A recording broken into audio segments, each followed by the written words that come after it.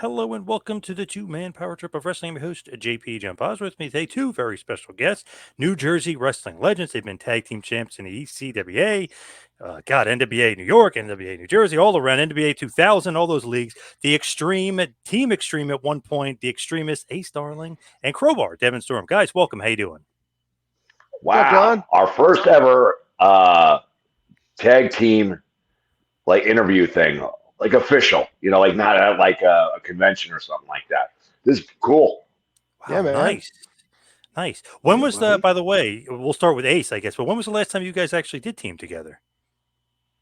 Oh, I, A long time ago in a 2000 galaxy far, and far away. it was for Jim. I'll tell you, it was for Jim Kettner. It was a ladder Yep, match with Rob Eckos and Billy Bax, and Billy Rob Backs, Rob Strauss. and I think it was pretty damn good 2007, match. 2007, 2008 ish. Great finish, by the way. What I was don't the even know the finish? finish. Wow. Climbing up on the ladder. I think Ace had it. I think him and Rob were fighting over the belt, I think, and I power bombed Billy Bax, and as he came up in the power bomb, Oh no, he we were fighting grabbed it. over. We were fighting over the belt. Someone, Me and Rob were playing yes, tug of war, and then and I Crowbar power tried bombed to Billy power bomb Bax, him, and at the peak of the power bomb, he grabbed the belt. Damn. and he power bombed them down, took the bump, but they won the match. Sons of bitches. Now, going back, though, Crowbar, when is the first time you teamed, though? Like, when did you guys first meet? Would it be with Iron Mike Sharpe? Maybe a little bit after. I mean, I started there in '91, and then into '92. I don't even know the exact timeline. Wow, we should have I prepped know, better, huh? I know exactly. No, All right. I joined up to Mike Sharp's school on a Yeah, Friday, and it was the following Friday. You came in. You had your varsity jacket on. It said 92 on the back.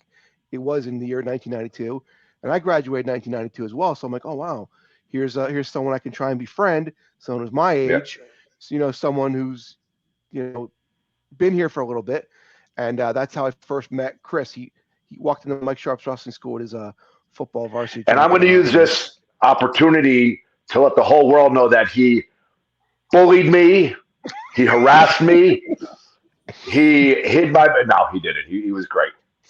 Back in the day, you could though. You're allowed Yeah. to offend people. In 1992, you do a lot of crap you can't do in 2023, 2024, or whatever. He You made can't. fun of my mullet, and he made fun of my big nose. Hey, back in those days, even I was a little bit later than you guys, but for football, the hazing and stuff, the stuff you can get away with, nowadays, forget about it. You wouldn't be able to do that stuff. Yeah. You can't even Now, He call. told You can't me, even call. "Beat it, kid. This business ain't for you." You now, can't you even guys call started the a same boy exact time. anymore. Did you start for Mike at the same exact time? No, he More or was there a couple less. months before me though. Yeah. So, Crowbar, what did you think about Iron Mike? I mean, he's got a legendary status. He was on WWF TV for almost 15 years straight, basically. I mean, so many people know who he is, whether he won or lost. Yeah. Everybody knows who he is. But what was like the initial getting in there and training with him? What was it like? So looking back now, I've I've really been asked this a lot in in recent interviews, and right now it's very very odd. But at that time, we had no frame of reference, so it didn't seem odd at all. At least when I started there, if I go to train now and I go to work out at a local ring, I wear shorts or sweats. I throw my knee pads on, sneakers, tank top, or old T-shirt, and you train. You bump around, you hit the ropes. If there's a crash mat, you jump off the ropes, land on the crash mat. You do what you got to do. Mike was there, and when I started, and I'm not sure how long it continued for, but I think whenever he trained guys, at least when I was there, Mike trained you like he was coming out at the Garden. Black boots, black trunks, oiled up. He would often put the armband on, and in hindsight now, it's nuts. But as a brand new green kid that didn't know any better with no frame of reference, it was pretty awesome. But at the very beginning there, he came out and trained like he was going out the at the Garden. You know? I love that. Ace, what about you with Iron Mike? What the initial reaction to training with him? Well, that shows you that Chris was definitely there before I was, because when I got there, I saw Mike Sharpe in the ring maybe one time.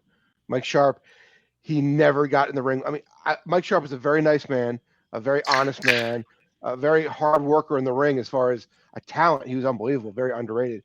But as far as a wrestling school, when I look back, I'm like, that school stunk as far as a wrestling school. They didn't teach you. There was no promo class. There's no class at all. It was, okay, when you get in the ring, you each take a corner and you all go in and you learn from each other.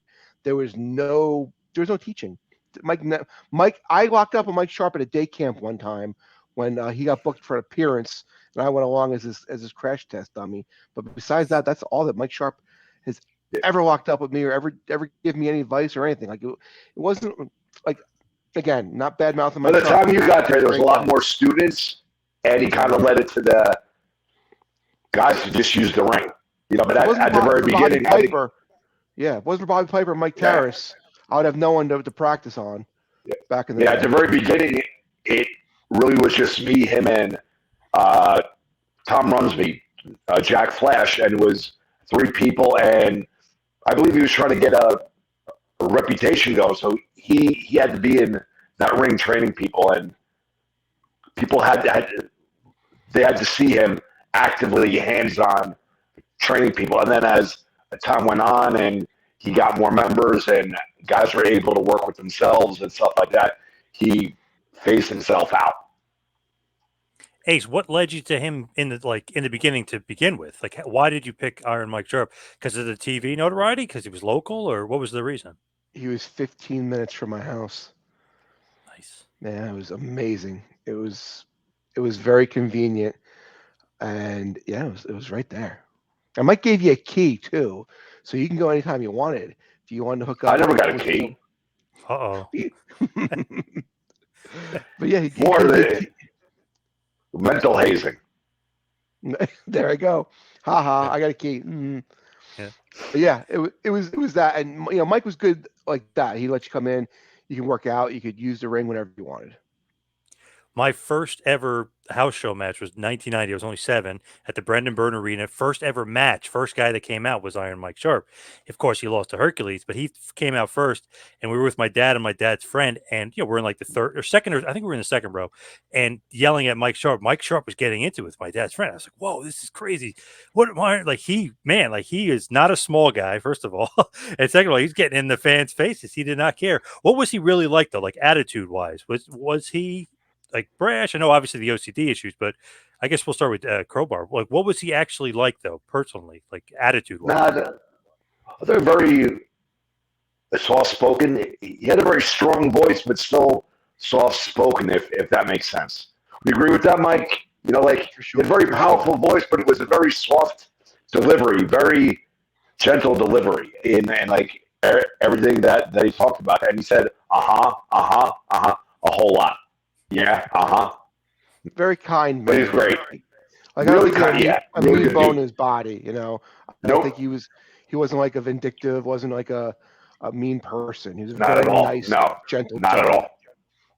I just love that, obviously he's keeping kayfabe. Looking back, it's great. As at a house show as a kid, you're kind of getting scared of this guy because he's the heel, he's a bad guy, but he's also getting in people's faces too. It's like, I was like, I don't know if I like this guy. I hope Hercules kicks his ass. I hope he wins. So he was doing a good job kayfabe wise. Chris, remember Mike Sharpe would always talk about that asshole from the Meadowlands that got on his nerves. Remember that? Yeah, that was his friend's dad. He'd always talk about that in class. Oh yeah. When the OCD stuff did occur, though, what's like the brunt? Because you always hear stories, but are guys going too far? Are they making it up? You hear certain wrestlers will ham it up like, oh, they locked him in the building. He was there overnight. What's the stem of it, and what was really the issues of the OCD stuff that was going on with him? I remember his bag, giant hockey goalie bag. If you've ever seen a hockey goalie bag, they're huge because they have to accommodate the leg pads and the helmets and the shoulder pads. And it was like one of those Russian dolls you get, those doll eggs. He opened a big bag, and there was a smaller bag inside the big bag. And then inside the smaller bag, there were Ziploc bags. And inside the big Ziploc bags, there were super organized, pristine. I remember he was very he was a germaphobe before that was even a thing. He would have a pad that he put on the ground if he was going to get. Where'd you go? He put a. I'm so dizzy. They put a pad on the ground if he was to put his knee on the ground to like put his boots on because he didn't want his knee to touch the ground. I remember we were at a TV taping one time, and he had a cup of coffee in it, one of those little stirrers in it, and he started stirring it really, really fast. And we talked for about 15 minutes, and the entire conversation, he's stirring his cup of coffee just like this as fast as he can for the entire conversation. But yeah, he did get locked in the belt. He definitely did get locked in the building one time because he was taking a shower. I've been at TV with him before, and everybody loved Mike. Like all the agents, like Tony Gurria, all the guys. When Mike walked in, they're like, "Oh!" You know, they're all like making the Mike Sharpe mannerisms. And I remember one time Mike Sharpe. This was in '92 in July. I did my first TV, and Mike Sharpe brought me up to Bret Hart. And he goes to Bret. He goes, "Oh, Bret, this is one of my students. Tell him how I used to beat you up. Tell him how I used to beat you. Tell him I was a star back in the day." He's making a joke, and Bret Hart goes, "Yeah, I used to beat the hell out of his forearm with my head." That was great. The strap, if you will, on the forearm. But Mike was hard. He was a hard hitter in the ring too. Hard hitter. Canada's greatest athlete. Yeah. When you look at it, right, he's quote unquote an enhancement guy, but you didn't really look at him like that, right? Because you just looked at him like this guy is your connection to WWF, right? I mean, I looked at him as a talent. You know, there's job guys, you know, like there's job guys, and then there's workers who lose matches. Yeah, I think there's definitely a big difference. Yeah. Like Mike Sharpe could go in there and have a 20-minute match with anybody. You know, Barry Horowitz could go in there and have a 20-minute match with anybody. Yep. I've gained a much larger appreciation for Mike's body of work later on. Like even now, I'll hop on the bike, do cardio, and I'll watch like the old school stuff on the network. You know, the arena shows, and I'm not being an old head saying this or not. When you do a lot of the modern moves, big sky high, big power bomb, boom, you land. 1, 2, and both guys lay there, and it's great, and it looks impressive, and all that. But if you've ever been in the ring, the way Mike just didn't stop, like to go out there and stomp and forearm and kick and whip off and get knocked down and get Mike Sharpe never stopped. He never did anything super big, but in order for an athlete, if you've never been in a pro wrestling ring, if you've never wrestled, in order to work that style requires incredible stamina and cardiovascular training. And on top of that, I don't know, you know, Mike, sometimes when you get out there, you're blown up, you're tired, and you try to interact with the crowd, you're tired, you don't want to do it. Mike did all that on top of screaming and yelling nonstop like a maniac. And I watch it now and I say, wow, that guy could effing go. I mean, like go and not get tired. A cardiovascular monster. If you could really break down how moves are done and how selling is done like that, he was amazing. What do you think? You agree with that, Mike? I was going to say before you were done, before you got to the point about how he was yelling and screaming the entire time, I was going to add that to it. That'll blow you up just doing that. Yeah. I wish when I was 17, 18, 19 at school, I just knew Mike Sharpe from the WWF. You know, through all the social media and all the just how pro wrestling is at our fingertips now and the history. And I know so much more about Mike's career now. I wish I knew that then, so I could have picked his brain a little bit and asked him more about the business of pro wrestling, because that's something that we never really even talked about. We never learned really in wrestling school, because you know Mike was everywhere. Mike was everywhere. Mike did a lot. He teamed up. We never even learned a handshake in Japan. Like I never even showed us a handshake. He never taught us Carney. Stevie Richards taught me Carney. We're in Seaside. He starts talking Carney. I'm like, what are you saying? Stevie Richards taught me Carney. Shout out to my buddy Stevie. Wow, so he didn't even like break it down for you as far as like. No, he didn't smarten us up really. No. Wow.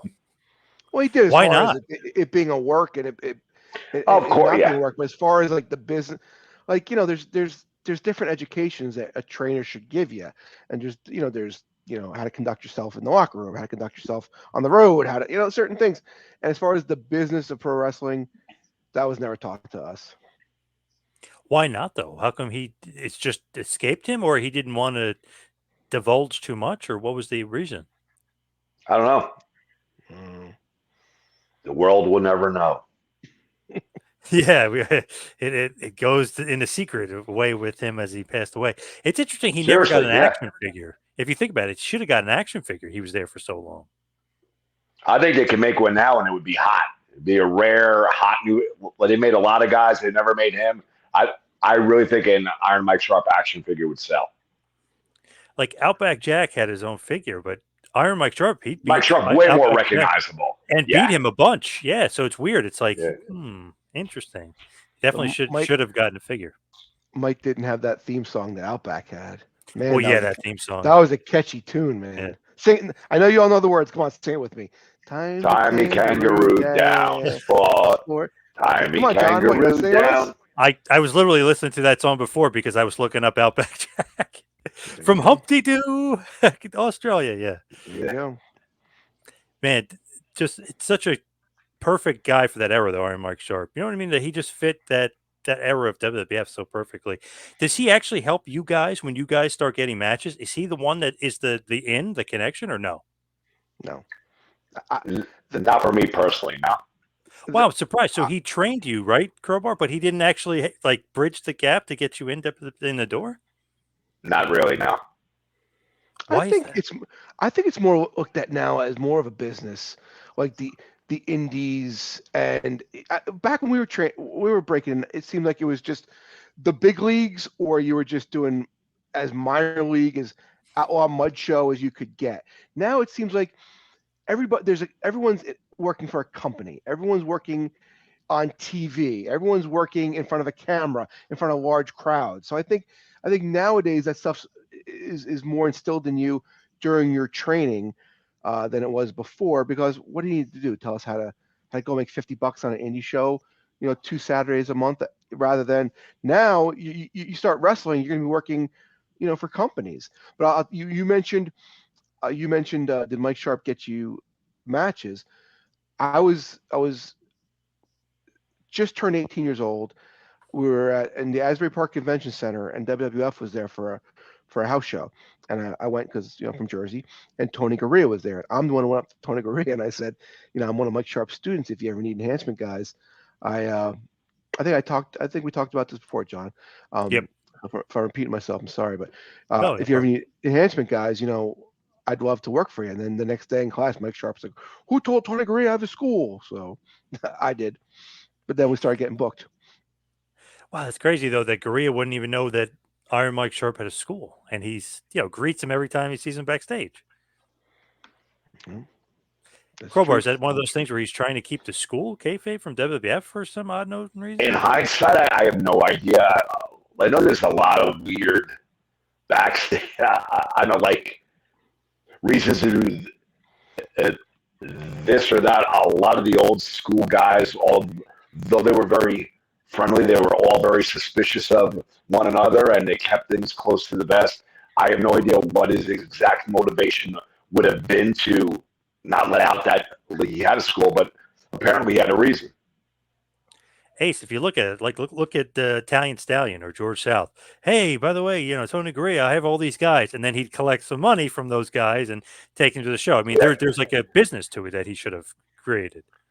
I mean, one could argue, and again, I don't know if this would be the reason or not. Maybe he wanted to make some money on the school, but at the same time, if he starts to train some good, competent wrestlers at that time, Mike Sharpe was an enhancement guy, a very well-known enhancement guy, but he was still an enhancement guy. Now, you have some more bodies out there that could potentially do your job that are younger. I'm not saying that that's the motivation, but could it potentially be? Sure. Ace, Wrestling's weird like that, you know? Wouldn't that be perfect, Ace, if like he would help somebody else get along with him almost? Like, again, I don't know if that's the reason, but I can see it. Or another thing too, I'm thinking is that we were very green. We were very green. Like none of us. There wasn't 15 shows every weekend back in 1992. Nah. We were very, very green, and maybe felt like we weren't ready. Maybe he didn't want to put a stamp on his guys, and we go up there and embarrass them. I don't know. It's not like the podcast business, John. Like you and I, we work together hand in hand. We help each other out. Pro wrestling isn't always like that, buddy. And I guess like you're kind of right because he was probably there to like 95 basically doing enhancement matches. So he was there even though, even if you guys are kind of swinging into your prime a little bit, he was still there. Yeah, he was on the twilight of his career. It was his last years. He didn't want you to steal a spot. He didn't want Ace Starling stealing a spot. You said that, not me. Maybe, let me say that it's totally feasible, I think so many people remember you guys from WCW, from Nitro, from Wrestling Hall and Nash, the Outsiders, the nWo. How the hell, I guess we'll start with Crowbar. How did that even come about? I know you have, I guess, somewhat of a relationship or had a relationship maybe with Sullivan. Who gets you guys in the door? I went down first via Kevin Sullivan through Tony Rumble and Dennis Carluzzo somehow. And I was there originally as a cruiserweight guy, wrestled Conan, wrestled Eddie Guerrero on the Saturday night show, went to ECW for maybe a year, just under a year. And then we formed a tag team. And we get a lot of bookings up in the Boston area. Tony Rumble knew Kevin Sullivan well. Kevin had seen us up there. And, one day we just got the call. I don't even remember exactly how it all came to pass. I think it was Tony Rumble, maybe. Yeah, it was. I kept saying, Kevin, you got anything for? Can you use me? Can you use me? He's like, I don't have a spot for you. And I'm like, can you just bring me up and let me work? And I just want to be in the mix. He's like, well, I can't give you a contract right now, but if you want to come up and do TV, absolutely. And then before we knew it, we were booked on a lot of TVs. Yeah, we were booked so much that we got booked for that Disney, that like long 30 days in Disney, and we had to say no because we had college at the time, so and we're taking summer classes, so we couldn't do that. I look back, can't look back with hindsight, but that 30 days in Disney, we would have had some fun those days. Yeah. Yeah, that would have been awesome. So how does the Outsiders tag match come about, though? How do they put you on Nitro for that tag match for that? So we did a few matches. See, I knew back-to-back weeks. I worked Kevin Nash doing TV for WWE. Yep. And I knew Scott Hall there. Scott Hall was always super cool to me when I was doing TV for WWE. Always super. He'd put his bag right next to you and change next to you and say, "How's your day?" and tell me, he just talk to you, get to know you. So I always had a lot of respect for both those guys. And Kevin loved me because I took this crazy bump for him on Nitro one time. Literally, he grabbed me by the throat and he choke slammed me. I took this huge bump over the top rope. You ever see that bump, Chris? Yeah. Yep. Okay. So I took this huge bump for him, and he never forgot that. And we did a few matches for WCW. I think the first TV we worked with High Voltage. Yep. And I worked with Glacier that night, and you had a singles match. You worked with Eddie again. Yeah. Yep.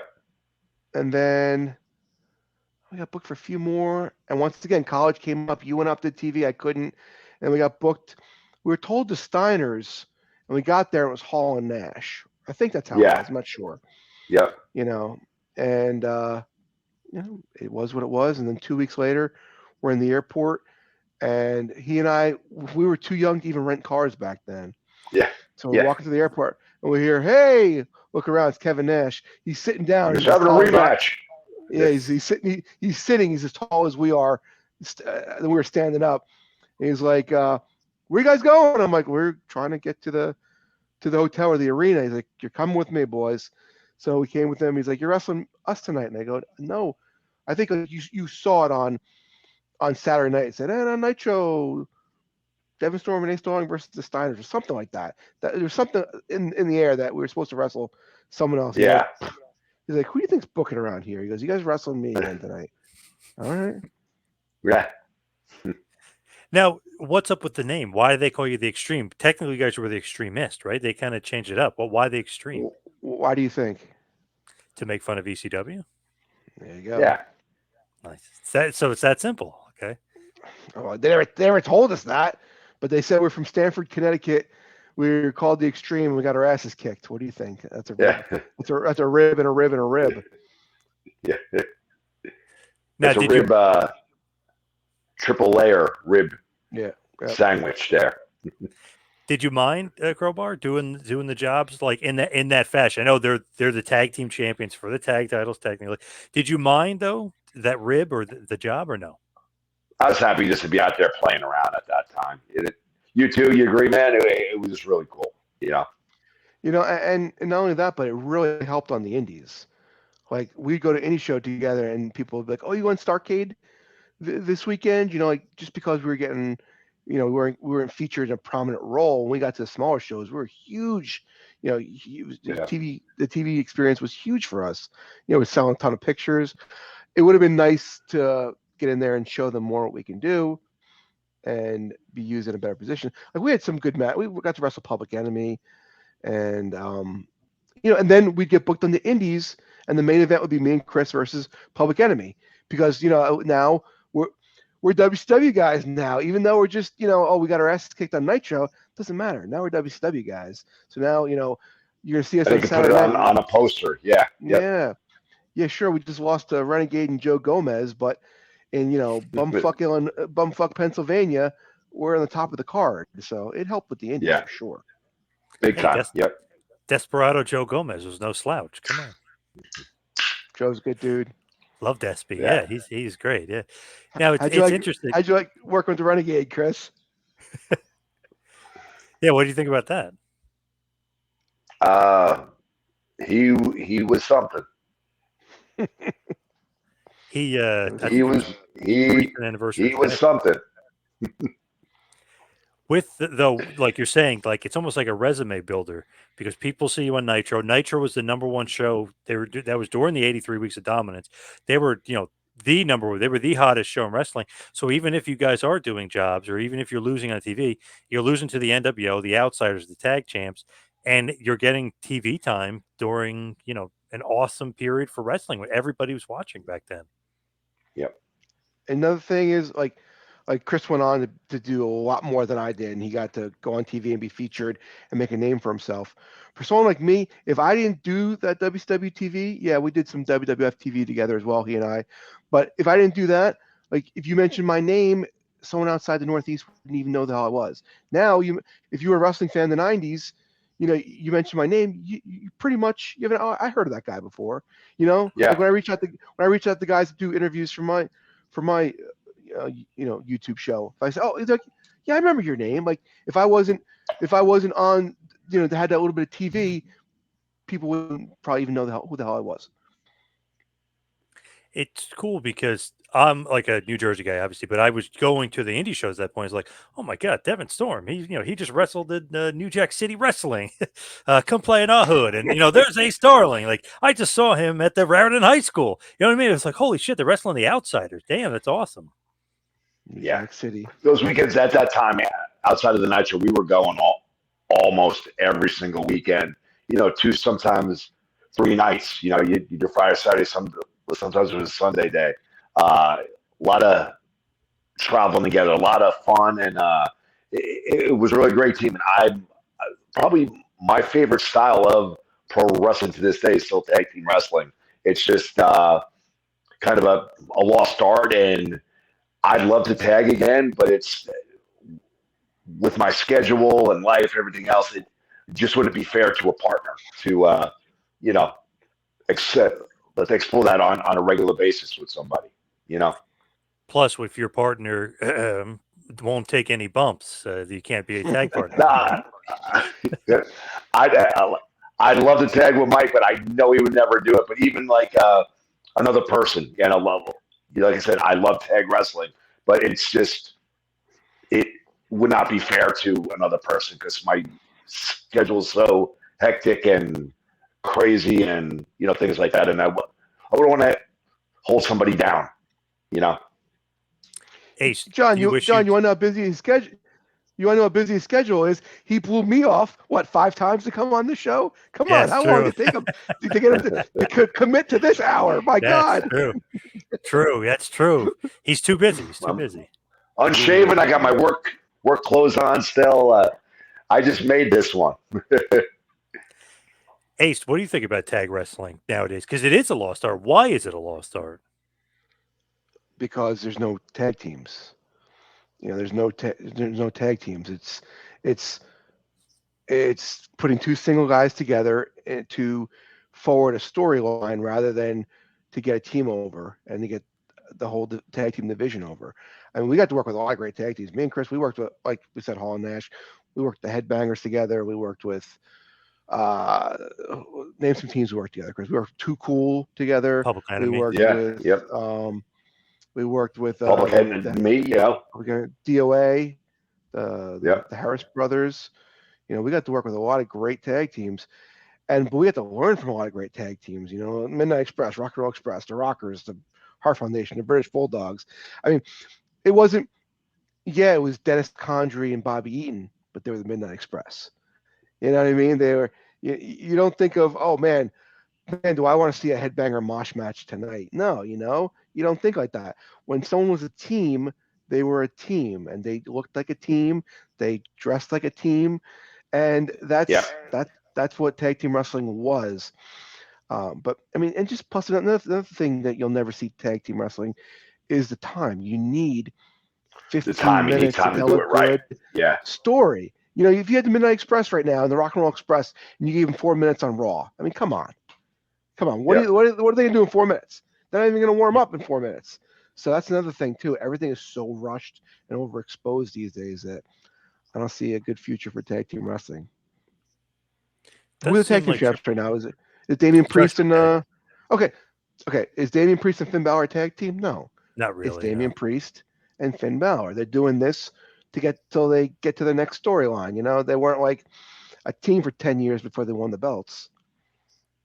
It does seem like at least Triple H gives them longer matches, though, at least for the most part. Yeah. I haven't. Do you watch? I like the Vikings. I like the Vikings a whole lot. Good gimmick, big guys, something different stands out. They match. Big fan of the Vikings. Yeah, it stinks. Ray Rogue, I forget his name on TV. Is it Eric and Ivar or whatever the heck it is? He got hurt, so it's Ivar by himself right now. Yeah, hurt his neck. I did not know that. Wow. Oh no. He's a hell of a big man, though. Ivar. He's from the Northeast. Yeah, he's awesome. Big fan of his. Yeah. Shows. Yeah. Yeah, he's a big Boston guy, like that area. He used to do a ton of shows. Yep. Crowbar, do you watch a lot of current or no? I record a lot of it. I watch what I can.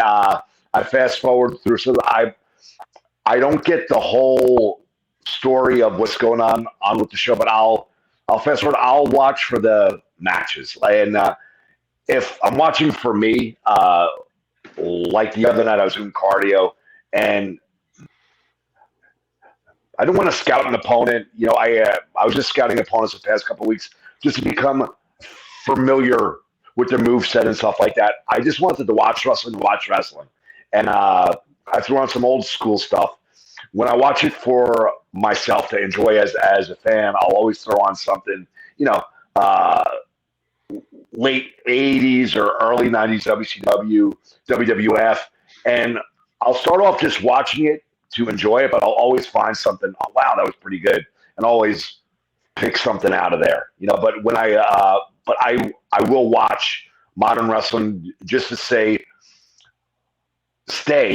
proficient on the style and what guys are doing, so that when I go to a show and I have to work with somebody that's a lot younger than me and they're calling these moves, I know what they are.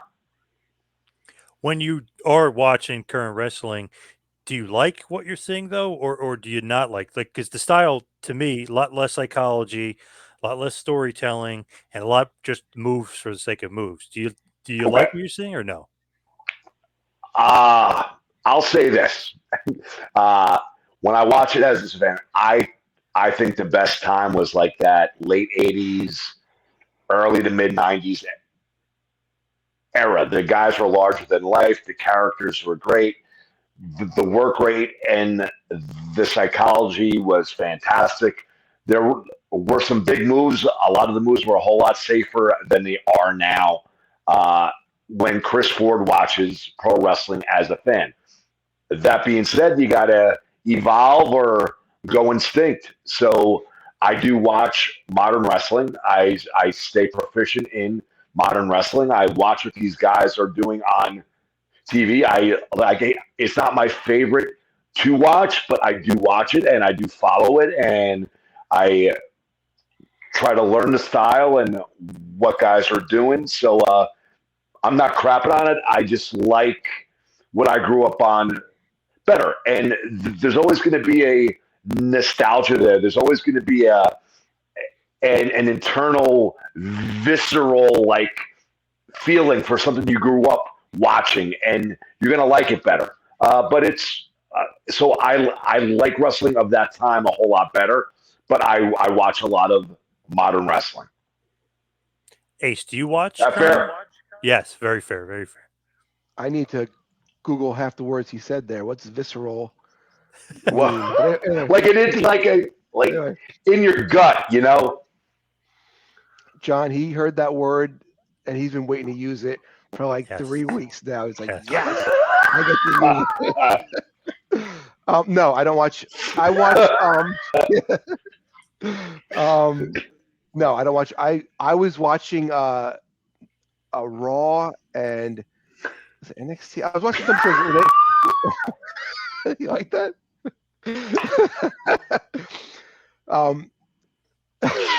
I was watching some watch-alongs with Rene Dupree, Okay. and Raw was the longest 4 weeks of my life. That one episode, it was just brutal, and there's no. You felt it viscerally. That it was very long. I did. Yeah, it's just I think no one sells, and everyone looks like listen. I was 5'10", 5'11", 240 at my biggest, jacked up. But that would be a giant these days. Everyone is just so tiny. Everyone just does a million things. There's no King Kong Bundy said it best. Pro wrestling is about physical stature. And you need that. You still need that, even though, like Chris said, you have to evolve. You have to evolve. You still need stars, and stars got to look a certain way. They can't all look like the guy next door. They can't. It's pro wrestling. To me, the most over guy, Roman Reigns, he wrestles old school, very slow, methodical. I mean, he does have the high spots and the moves in there, but he wrestles like that Hogan style that he kind of popularized, that sports entertainment style. Get the crowd involved, sell psychology. And he looks like a superhero. He looks like a superhero. Yeah. Even that match last year against Sami Zayn, he didn't wrestle for the first 5 minutes. He did nothing. The crowd was going nuts. So I was like, most of these guys in the other company, especially, they'll ignore the crowd and they'll just fight, spot. He literally just waited and stared at Sami Zayn's wife, got huge heat, stared at somebody else. Like it was really, I was like, wow, this guy's so old school. I love it. Yeah, that's kind of the way you, like, I don't know, to me, that's what guys need to be at the top. And if you're doing it at the top, other guys should be copying that. Like, I'll give you an example. Like, Seth Rollins is a tremendous athlete, and he's a huge star, and he deserves everything he's got. But, like, he'll do something where he runs over to the guy, he gives the guy a superplex, and he rolls through with it. And then he does that seated thing, and it barely gets a 2 count. And then within 30 seconds, within 10 seconds, they're the guys on the offense. It's like these moves just don't mean anything anymore.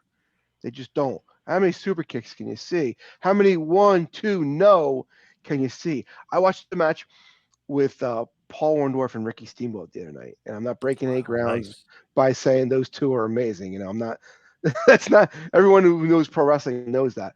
But it was just it was a 20-minute match by two grown men who looked like professional athletes. Who, if they walked into a gym, you'd say, if you're not a wrestling fan, those guys look like somebody. I'm not sure who they are, but they're somebody. They're not, they're not 300 pounds. They're not 6'10", but they looked like athletes, and they were believable in the ring, and they sold, and they took their time. I love that. Pretty cool. You're going old school. Steamboat, always a fun watch. Orndorff's awesome too. But if you look at it, and the guys today, like you mentioned with Rollins, are doing a move like a superplex, which Barry Windham, that would be the finish, and very believable as a finish, or very good false finish with like Sting and Flair back in the day or something. But he gets out of immediately. Then does the Falcon Arrow, which is another finisher, and then the guy kicks out immediately. Yeah, it's just. I don't like that style. It just doesn't make sense. And the crowd can't really digest it either. Yeah. I know Crowbar, you can wrestle that style though, still.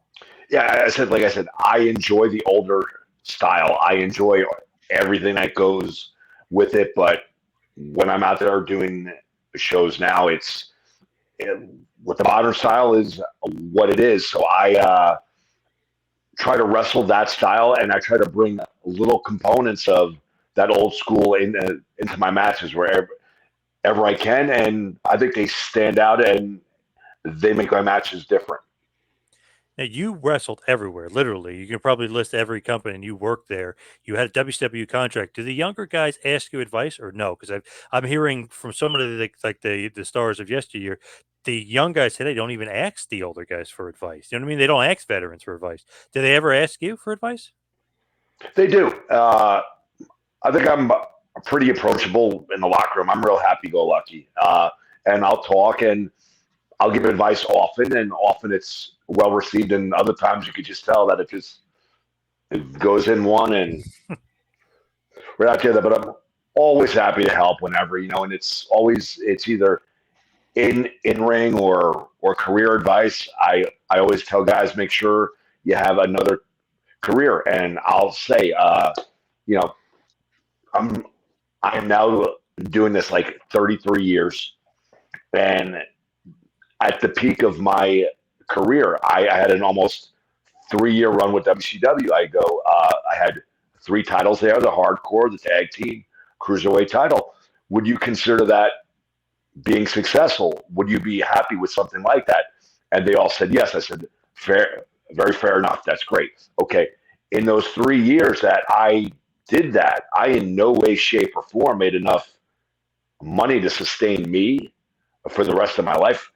Forget a family. I go, so you got to find something else to do. I get really hot when you hear people like, I don't even know who, like you go on YouTube, you see these motivational videos, or, you see a lot of these Arnold videos.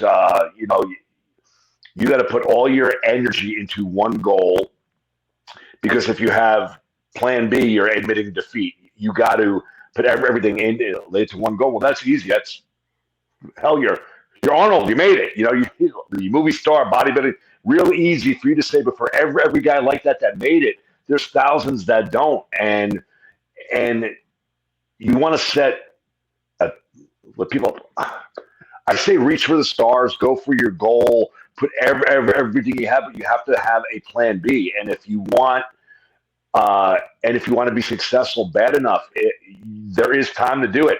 I pursued pro wrestling at the same time that I pursued physical therapy. And that was at the time when there was no online classes. You had to go in and do the work and drive. I just had no social life. Ask Mike, right? The after show, we never really did much. I never did much. I drove to the show and I drove home, and, went to school during the week like you did. And weekend came, we did our stuff, and there was very little social time there. Well, I remember. So I advise guys to do both, to find something else. I remember we wrestled in Pittsburgh for the light heavyweight division, WWF, and I drove back the whole night through, because you had to get to class the next morning. So that's the sacrifices people make, not just for pro wrestling, but for real life stuff. Like Chris he's a success story in wrestling and out of wrestling. So anyone needs advice, you definitely go to him. He got his college degree. We both got our college degrees. But he runs a very successful business. It's not just all or nothing, like he said, all eggs in one basket. No, because if that was the case, where would someone be today if you want to be something in this world? Chris had the opportunity to be. And it is easier to do today. No, I'm saying, but guys will say, "Oh, that's too hard. You can't." It's easier today than it was way back then. There's so many options to take, online courses, certifications, whatever. You know what I mean? It's way easier than it was. And let's face it, 99.999% of you, all the guys we see on these indie shows, you're not going to make it. You're not going to make it. I was extremely talented. Not being cocky.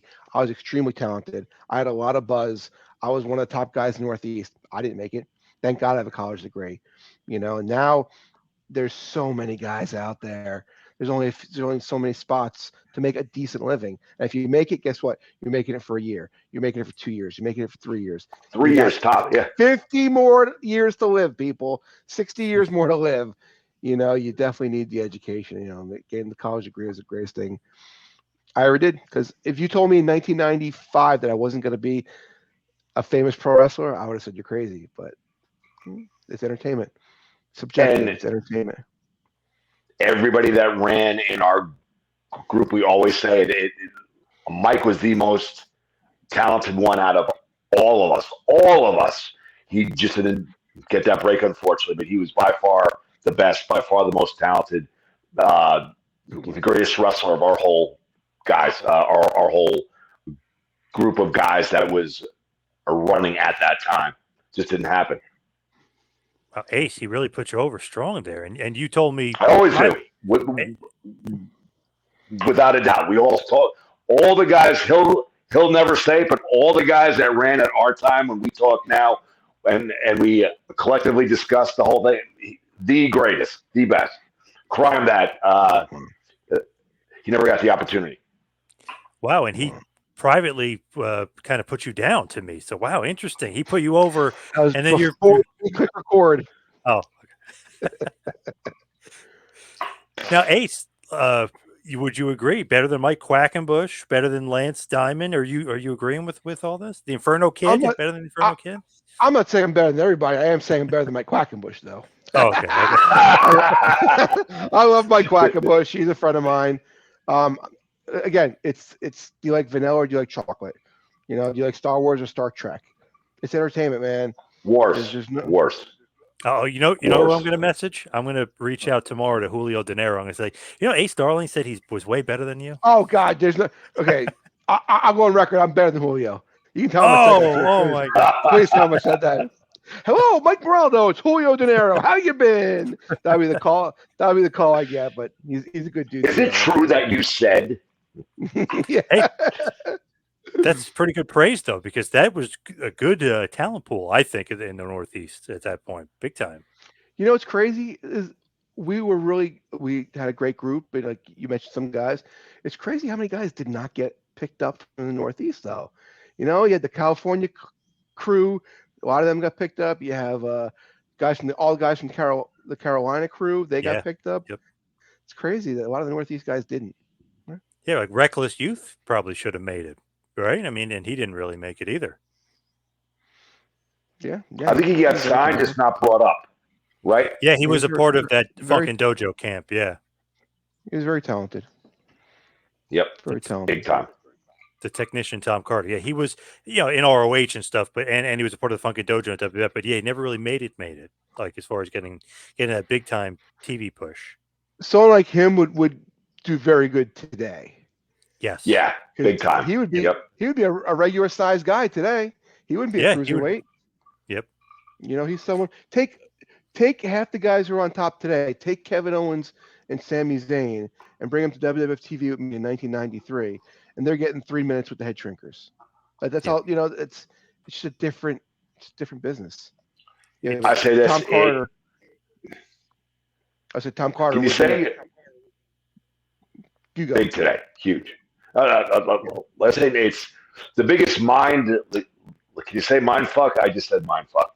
So wrestling today at the 225, 230, when we came up, before we were a team, and me and Mike were the opening match on every independent card, and we were by far the smallest guys in that locker room. We were small guys, and when we were a tag, we were a rockers, rock and roll-esque type tag. We were small guys doing, flying around, quick tags, stuff like that. When I do shows now, I'm one of the biggest guys in the locker room, and it's nuts. And newer guys will refer to me as, oh, I mean, you're a big guy to be doing that. You're a big guy.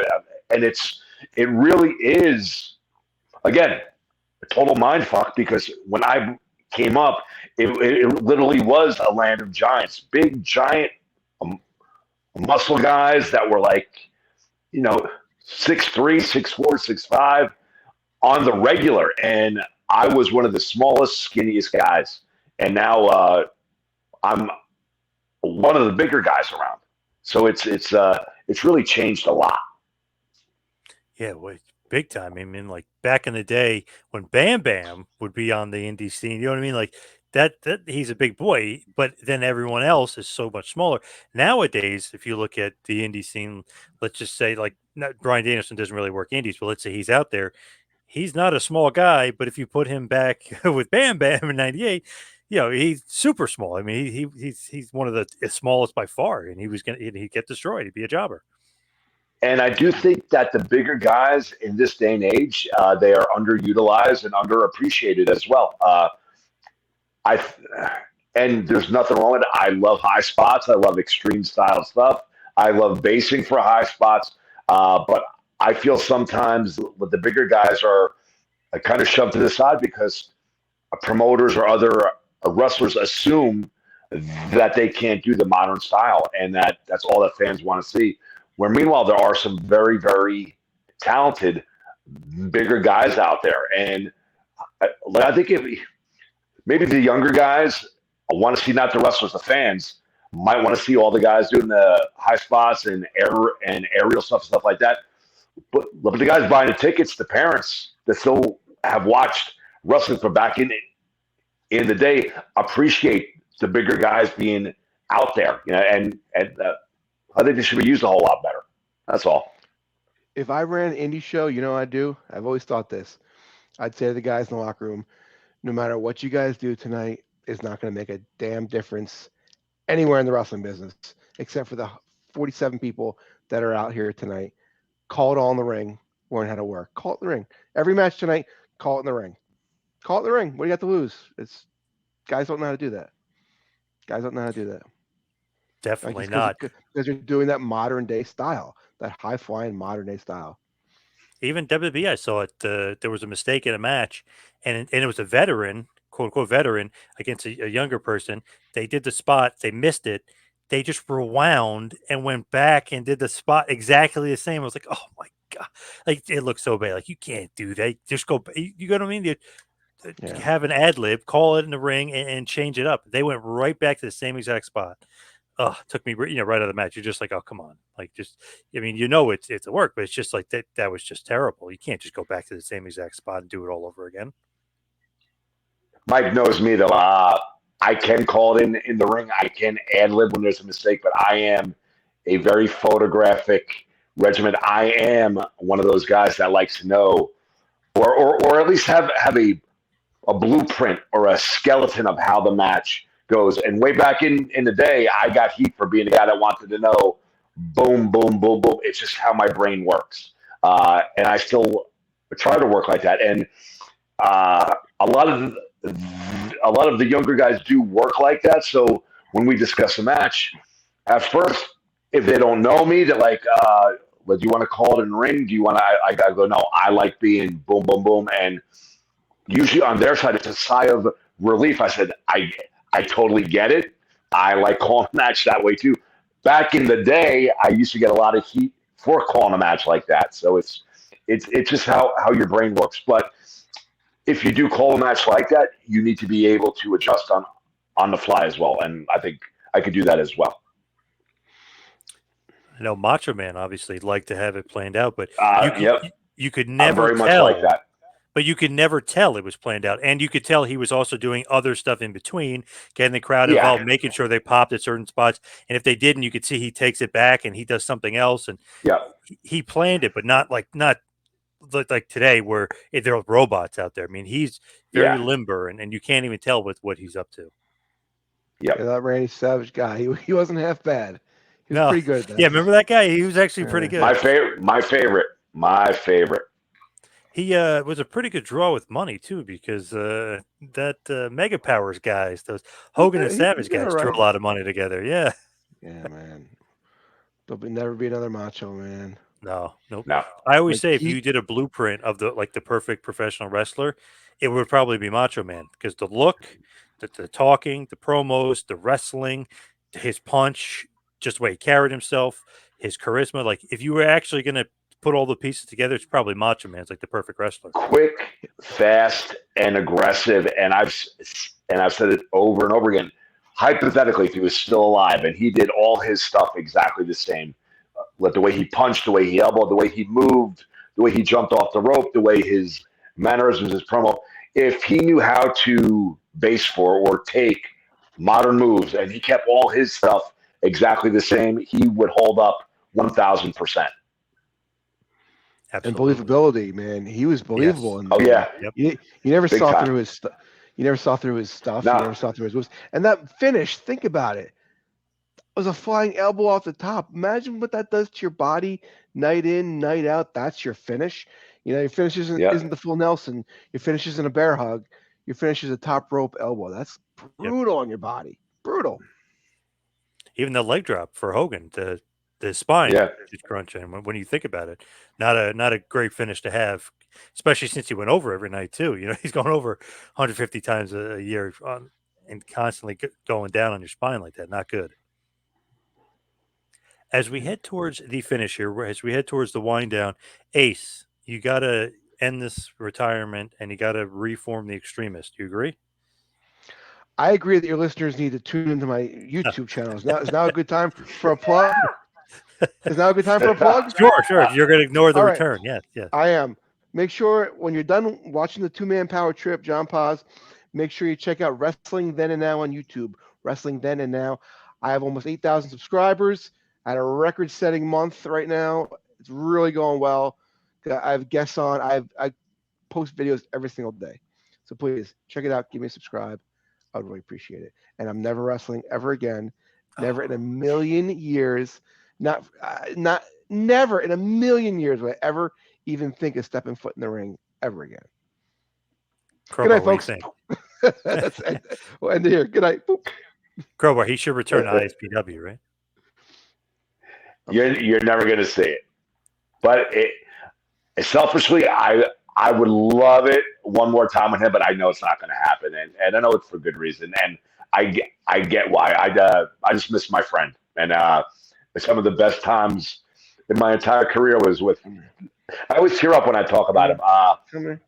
Some of the best times of my entire career was with this guy, and just with the car trips, the laughs, with the stories, and all these years later, we still either talk or text regularly. And it's, in pro wrestling, you might get a minuscule, tiny handful of people you could call friend, and I could call him brother. So it's huge win. I love this guy.